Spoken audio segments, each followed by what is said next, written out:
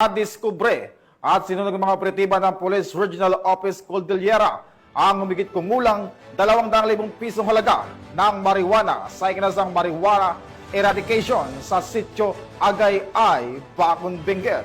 Patroluman Mayra Beran sa ulat. At mas kinaigting na kampanya ng Police Regional Office Cordillera laban sa illegal na droga na diskubre at sinunog ang humigit kumulang 200,000 pesos na halaga ng marijuana plants sa sitio Agay-ay, Cayapa, Bacon, Benguet nito lamang ika-7 ng Hulyo taong kasalukuyan. Naging matagumpay ang operasyon sa pinagsanib na pwersa mula Bacon Municipal Police Station, katuwang ang Provincial Drug Enforcement Unit at Provincial Intelligence Unit, Benguet PPO, Philippine Drug Enforcement Agency, Cordillera at iba pang unit ng kapulisan. Nadiskubre ang isang plantasyon na natamnan ng 1,000 fully grown marijuana plants na may standard drug price na 200,000 pesos.